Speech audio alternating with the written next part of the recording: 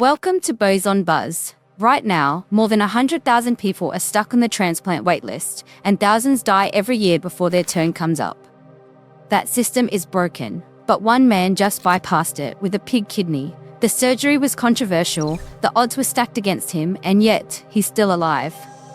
Keep watching to find out how this happened and what it means for the rest of us. Back in early 2025, a 66-year-old man from New Hampshire named Tim Andrews made medical history. He was the second person in the world to receive a kidney from a genetically modified pig. And unlike the first patient, Tim went on to live dialysis-free for more than 6 months, making him the longest living recipient of a pig organ in human history. Let's rewind a bit. Tim had been on dialysis for more than 2 years, and like hundreds of thousands of others in the US, he was stuck waiting for a donor kidney. His health was already fragile. He had survived a heart attack in 2023, and with his O-positive blood type, the wait time for a deceased donor kidney could easily have stretched 5 to 10 years. Statistically, his odds were grim. Just a 9% chance of getting a human kidney in the next 5 years, versus almost a 50% chance of dying or becoming too sick to stay on the wait list. For Tim, the math was simple. Waiting was not an option. So when Massachusetts General Hospital offered him a place in their expanded access xenotransplant program, he said yes. This was a continuation of MGH's groundbreaking work from March 2024, when they transplanted a pig kidney into a 62-year-old man named Richard Rick Slayman. That first patient lived for 52 days before passing away from unrelated heart disease, but crucially, the pig kidney itself was still working perfectly. That success opened the door for Tim. On January 25, 2025, the 4-hour operation took place. The donor organ came from a biotech company called eGenesis, which had spent years designing a special line of pigs for transplantation. The pig that gave Tim his kidney carried 69 separate genetic edits, a level of precision engineering never before seen in organ transplantation. 3 pig genes were knocked out to eliminate dangerous sugar molecules that usually trigger immediate rejection. 7 human genes were added to help the organ talk more politely to the human immune system, regulating things like blood clotting and inflammation. And on top of that, all of the pig's endogenous retroviruses known as PERVs were inactivated, removing a theoretical risk of cross-species infection.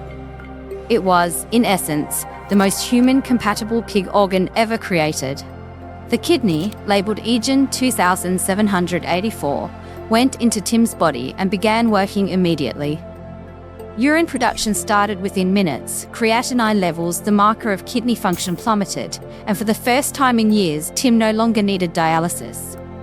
Within a week, he was discharged from the hospital. Walking out with his wife Karen by his side, he told reporters, "The cloud of dialysis disappeared. I feel re-energized and revitalized." For someone who had spent years tethered to a machine 3 times a week, it was like being handed his life back. Now, of course, keeping a pig kidney alive inside a human isn't just about clever genetics. The immune system is still hardwired to attack anything foreign. To keep the graft safe, the MGH team combined standard transplant drugs with newer experimental therapies. One was tegoprubart, an antibody developed by Eledon Pharmaceuticals that blocks a key immune pathway called CD40L. Another was ravulizumab, a long-acting anti-5 antibody from Alexion that helps prevent complement-driven rejection. Later regimens also included support from Apellis Pharmaceuticals. This cocktail was designed to blunt the most aggressive rejection mechanisms without leaving Tim completely defenseless against infections. And here's the thing, it worked. Week after week, the kidney kept filtering blood, balancing electrolytes, and producing urine just like a human kidney would. His lab values stabilized, he was back home, eating normal food and gaining strength. For the transplant team, every passing week felt like uncharted territory. The first 6 months after any transplant, whether from a pig or a human, are considered the riskiest. That's when rejection, infection, or surgical complications are most likely to strike. So when July rolled around and Tim was still thriving, the transplant community started buzzing. By the end of July, he had officially crossed the 6-month milestone, dialysis-free, with a fully functional pig kidney. According to experts, that was the point where things looked especially promising.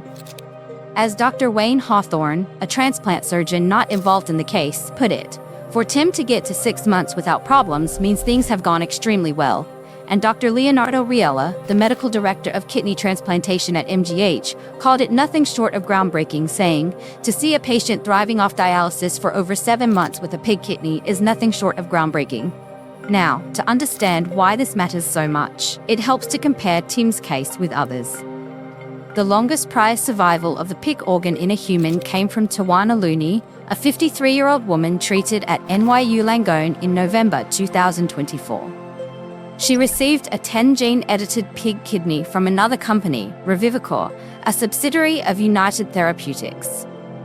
For more than 4 months, 130 days to be exact, she lived dialysis-free until doctors spotted late rejection in April 2025. Because she had developed an unrelated infection, her immunosuppressive drugs had to be reduced, and that gave her immune system just enough room to attack the pig kidney. To keep her safe, surgeons removed the organ and returned her to dialysis. Even though it ended, her case was considered a milestone. But Tim's outcome went even further past the 4-month record, past the high-risk window, into uncharted waters of 7 months and counting. What makes Tim's survival even more compelling is the sheer scale of the modifications in his donor kidney. The Revivicor pig kidneys carried about 10 edits. The eGenesis kidney had 69, and researchers believe those extra layers of editing combined with the novel drug regimen are what pushed Tim's graft past the danger zones that stopped previous cases. Essentially, more human-like biology plus smarter immune control equaled longer survival. Meanwhile, regulators were paying attention. The FDA had originally approved Tim's surgery under a single-patient expanded access protocol, sometimes called compassionate use. But after seeing early results, they authorized MGH and eGenesis to treat 3 patients under an expanded protocol. Tim was the first of that cohort, and by mid-2025, a second patient had already received a pig kidney at MGH on June 14th. That man, age 54, was also discharged off dialysis a week later, suggesting Tim's case wasn't just a lucky fluke. In September 2025, the FDA went a step further. They cleared an investigational new drug application, essentially giving eGenesis the green light to launch a formal clinical trials of their kidneys. The trial is designed to track outcomes at 24 weeks or 6 months as the primary endpoint. That's exactly the milestone Tim already surpassed. The plan is to eventually expand the study to dozens of patients, with careful monitoring for immune rejection, infections, and long-term graft function. The fact that Tim lived past 6 months with no signs of rejection gave the regulators the confidence to move xenotransplantation out of one-off surgeries and into structured trials. So, where does that leave us now? As of this fall, Tim Andrews has been living with his pig kidney for more than 7 months, and the organ is still going strong. He's not on dialysis. His lab results are stable, and his quality of life has dramatically improved. His case doesn't just represent a medical curiosity, it's proof that xenotransplantation can give real, sustainable benefits to patients who would otherwise face years of suffering or death on dialysis. It's also a beacon of hope for the estimated 800,000 Americans with kidney failure, many of whom will die waiting for a transplant.